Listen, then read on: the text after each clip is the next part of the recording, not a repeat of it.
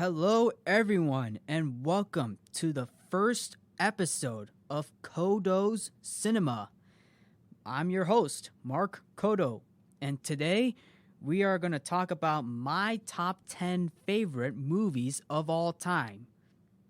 Now, just to be clear, this is basically explaining my top 10 favorite movies of all time. So I'll explain it to you all through the top 10, which I'm going to start at number 10, which is basically the bottom. Okay, here we go.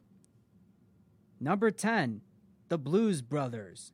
Kicking off this list is John Belushi and Dan Aykroyd going on a mission from God.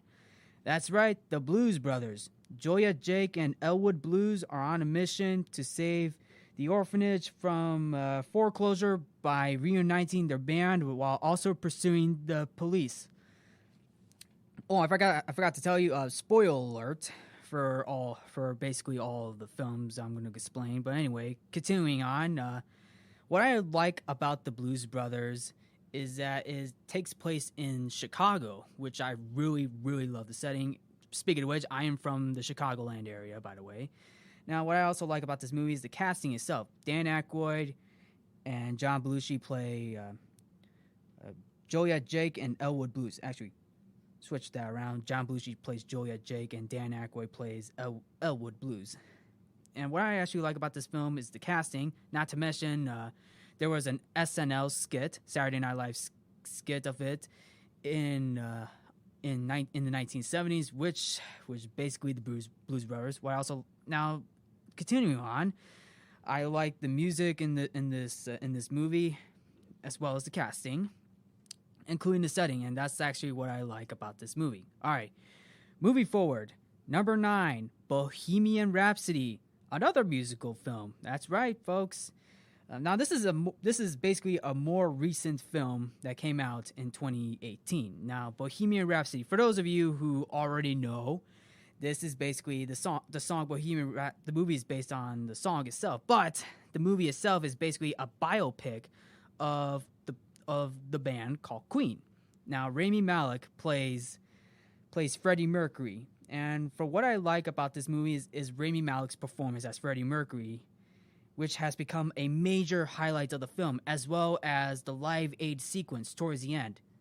But what I also like about this movie is the soundtrack. Oh man, the soundtrack is amazing. Like literally, I'm literally here for the soundtrack. Like, the soundtrack is amazing for all the songs that Queen has done throughout the past years. It has been an amazing experience, and it was literally amazing. And I thought the editing of the film was pretty good. Now, it's basically the opening. I thought the opening sequence was pretty well edited out, and it was actually a good opening, where it's basically opens with the Live Aid sequence, but it also ends with the Live Aid sequence, which is also amazing. And I really love Rami Malek's performance as Freddie Mercury. He did very, very well with this film.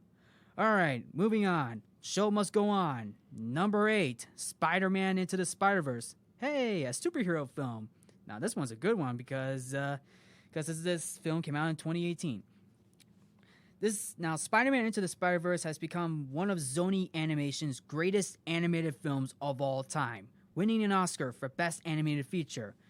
Now, the film takes place between of Miles Morales' storyline and the Spider-Verse storyline. Now, first time seeing this film, I was worried that it may not do well because I wasn't really sure, but at the end, I love how it literally combines two of their greatest storylines, the Miles Morales storyline and the Spider-Verse storyline. But what actually steals the show is the animation itself. The animation is like a comic book all of its own. While I'm watching the movie, it's like you're watching an actual comic book movie. Fun fact, it actually took 140 animators to bring the animation to life. The voice casting is amazing, literally amazing. And I'm pretty sure I'm pronouncing this correctly. Shameik Moore's performance as Miles Morales was very good, including Haley Steinfeld's performance as Gwen Stacy, aka Spider-Gwen. including Nicolas Cage's performance as Spider-Man Noir. Yep, now there is some good voice acting in this movie, including Danielle Pemberton's score, which was also amazing too. Like literally, I can literally watch Spider-Man Into the Spider-Verse anytime because the animation, voice acting, and soundtrack is literally amazing. All right, moving forward. Number 7, The Godfather. Now, going into 1972, The Godfather is considered to be the greatest movie of all time. Directed by Francis Ford Coppola, starring Marlon Brando and Al Pacino as Vito Corleone and Michael Corleone. Now, what I like about this movie is the performances of both Marlon Brando and Al Pacino as Vito Corleone and Michael Corleone. Even the soundtrack, well, actually, the musical theme is basically memorable, including Francis Ford Coppola's direction, and I like how this film takes on the mafia genre, which literally inspired other filmmakers to create other mafia films, like Martin Scorsese and his film Goodfellas. Now, I really, really enjoyed The Godfather to this day, and I think the sequel deserves an honorable mention as well. Okay, moving forward. Hey kids, would you like to travel back to 1985? Really? All right, because grab your time machine, folks, because we're traveling to 1985. What is it? Why we're driving back to 1985? Well, because we're going back to the future. That's right, number 6, Back to the Future. Now, Back to the Future is considered to be one of my favorite sci-fi movies of all time. Now, why do I like Back to the Future? Well, because of the chemistry between Marty McFly and Dr. Emmett Brown, both played by Michael J. Fox and Christopher Lloyd. Now, basically, the characters are the memorable parts of the film, but the time machine, the flying DeLorean is also amazing. But what I liked about it is the characters, including Marty McFly's parents, including Biff Tannen, played by Thomas F. Wilson. Biff Tannen is probably one of the greatest sci-fi villains in Back to the Future, and it is actually amazing how the other sequels continue with Biff Tannen's story arc, which is also amazing. Now, what I also like about this film is the score. The musical score by Alan Silvestri is literally the most memorable part of the film. Like to this day, you can still hear Alan Silvestri's musical score playing in your head, as well as in other media. Not to mention, the Flying DeLorean Back to the Future has been referenced in the 2018 recent movie Ready Player One, which is also amazing as well.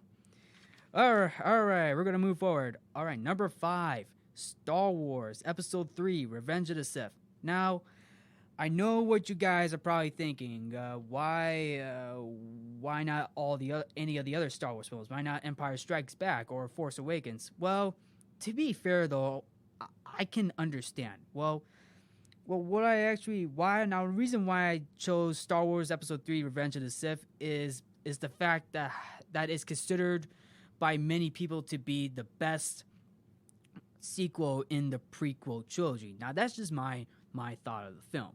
Now, I really enjoy the film. Now, the film itself is what I like because of the whole great action sequences, including John Williams' musical score, to which he has been doing since the very first Star Wars movie. John Williams has been an amazing composer as well in other movies, but most memorable of all is in the Star Wars movies. Now, continuing forward, I do like the story a bit. I know the writing itself is a little off in Star Wars Episode 3, but the story itself is actually pretty good. I mean, it literally ends the prequel trilogy with Anakin Skywalker, played by Hayden Christensen, turning into Darth Vader, as well as the performances, including Ewan McGregor's performance as Obi-Wan Kenobi, is also amazing.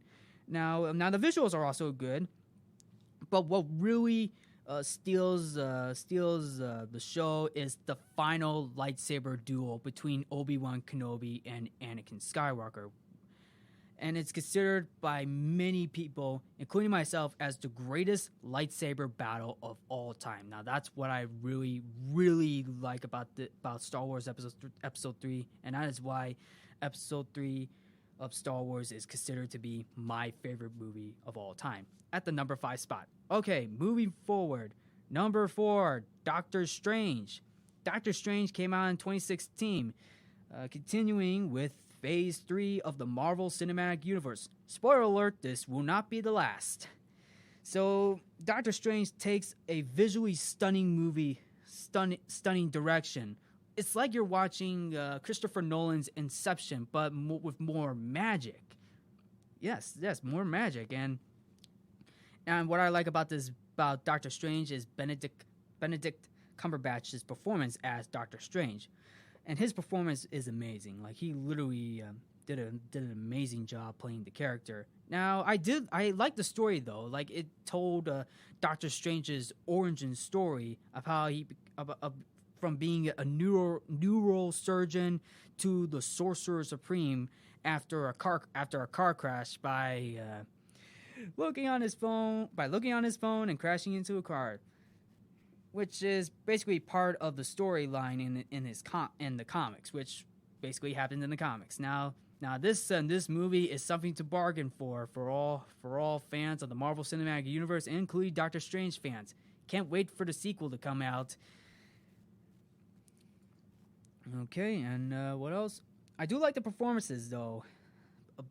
Like I said, Benedict Cumberbatch plays a very well done performance as Doctor Strange, and I feel like that's the only thing I got. Oh, visuals. The visual effects is what I really like about Doctor Strange, and it was nominated for Best Visual Effects at the Academy Awards. So that was actually pretty good. All right.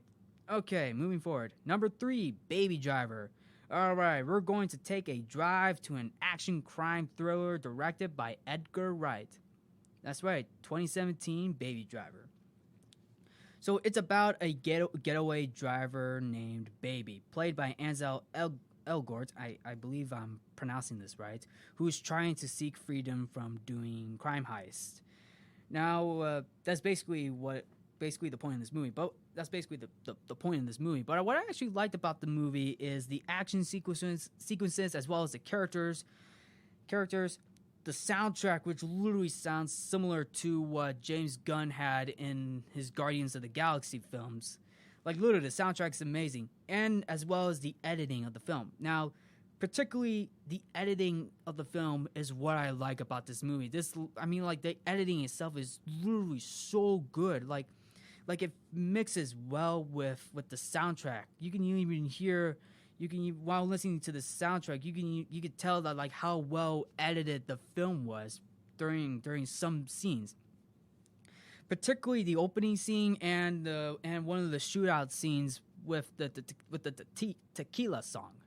Now those are a couple of scenes that I actually liked in this film, where they actually did pretty well with the editing, as well as the sound effects. Like, the sound effects did pretty mixed together well with the editing as well. Now, I thought the writing of the film was actually good. I thought the writing itself was actually pretty good, and I thought the performances were pretty good. Particularly Ansel Elgort's performance as Baby. Now, he did an amazing job, as well as Jamie Foxx's performance as the character Bats, as one of the members of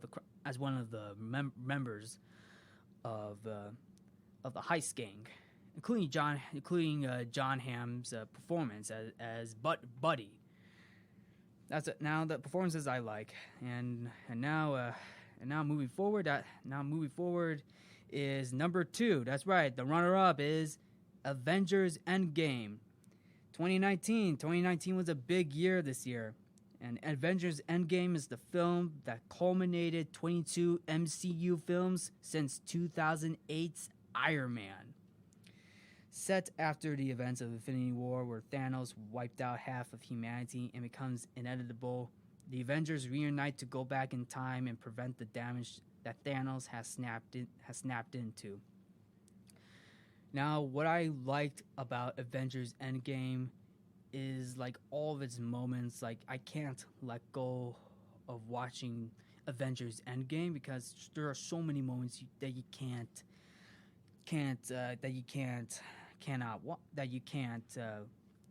leave. You can't leave the moments. Like there's so many good scenes and moments in there. Now, what I liked about this film is basically of how well the direction is, including the acting of all the superhero of all the characters, especially Robert Downey Jr.'s performance as Tony Stark, aka Iron Man. The visuals were also amazing. Alan Silvestri's score is literally amazing, and particularly towards the end with his portals sequence, which literally the musical score literally hits my heart. Like seeing all the Avengers coming back. There's a spoiler. There's a spoiler right there. All the Avengers come back. It's literally an amazing moment for all diehard MCU fans. The story was also good, and this was the film that overtook Avatar at the box office. Literally 11 years in the making, and Avengers Endgame has surpassed all expectations for not just the Marvel Cinematic Universe fans, nor the Avengers fans, but everyone who was looking forward to seeing Avengers Endgame. That is still, and to this day, it's still an amazing movie to watch. All right, number 1, Guardians of the Galaxy. Taking the top spot on my list is the movie that is considered to be my favorite movie of all time. Guardians of the Galaxy. Literally, it's literally a movie that I can't let go of because it's literally an amazing movie. The characters are memorable, including their performances. Like Chris Pratt plays Peter Jason Quill, aka Star-Lord. Zoe Saldana plays Gamora. Vin Diesel as Groot. Bradley Cooper as Rocket Raccoon, and Dave Bautista as Drax the Destroyer. Literally amazing and memorable characters and performances.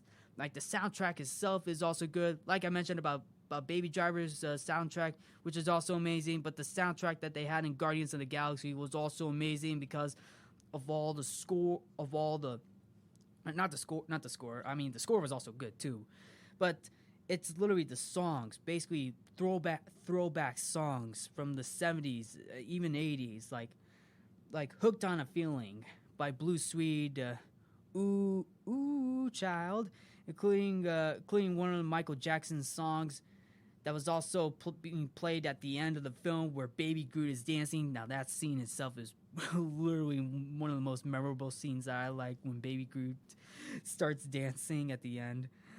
And then the visual effects are good too, and the story itself is amazing, including the writing. The writing itself was also good. Even the direction by James Gunn. The direction itself was also amazing. Like the film itself is great. Characters are good, including Yondu Udanta, who's also an amazing character in the Guardians of the Galaxy film, played by Michael Rooker. And he was literally amazing in that film. The sequel itself, I know some people said that the sequel itself wasn't as fresh as the original, but the sequel itself is also another of my favorite Guardians of the Galaxy films of all time. And that's why Guardians of the Galaxy is considered to be my number 1 favorite movie of all time. And there you have it. This is my top 10 favorite movies of all time. And if you guys have a favorite top 10 list of movies that you guys enjoy, that will be pretty good. That will be pretty good to. I'll be good to listen. So anyway, thank you so much for tuning in into my first episode of Codo's Cinema. I will see you all later with another episode coming up pretty soon. Thank you for listening to Codo's Cinema. I'm your host, Mark Codo. Have a great afternoon, everyone, and have a good start to your week. Have a good start to your Monday, as well as an amazing week at EIU, anywhere anywhere outside of the Charleston area or Coles County area. You guys enjoy your week. Thank you. Have a good day. I'm your host, Mark Codo, and I'll see you all later.